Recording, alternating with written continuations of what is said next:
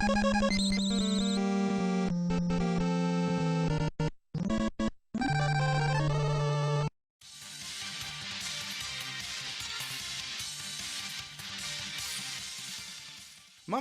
Curse is a Japanese shoot-'em-up, and for some gamers, that's probably enough explanation. For the rest of you, here's the deal. A young boy named Mamoru dies and gets sent to the netherworld and has to stop an evil darkness from taking over this other dimension. But really, a story means nothing in a shoot-'em-up because it's just an excuse to fire bullet after bullet at some insane creatures. In Mamorukun Curse, you can choose between 5 different characters known as the Chosen Souls. These 5 actually have different bullet patterns, which means each one fires out at different directions and in different shapes and at different speeds. So the choice is very important here. Some characters are intended for beginners, others are definitely meant only for the advanced players. Now these characters are both the strongest and weakest point of Mamorukun Curse.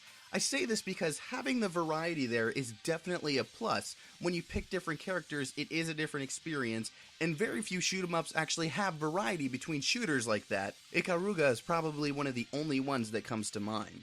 Now, each one of the Chosen Souls can also fire what's known as the Curse Bullet. You can use this for a big chunk of damage against enemies, but you can also use it on yourself to buff up your shots, allowing you to do more damage in an even larger spread. Again, this is a way to change up the gameplay, something that you rarely see in a shoot-'em-up, so I definitely give props to the game for adding variety in the case of the gameplay. And as far as the settings, there's tons of variety as well. You're going to be going across snow-covered mountains, running through castles, running across jungles, all the while battling just an insane collection of enemies.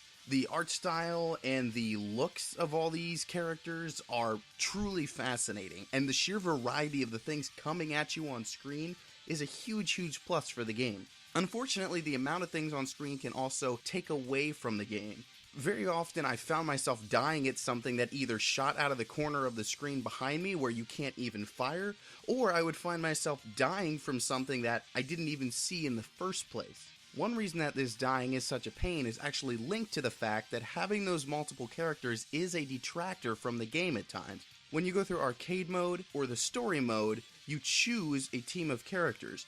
One hit and that character is dead.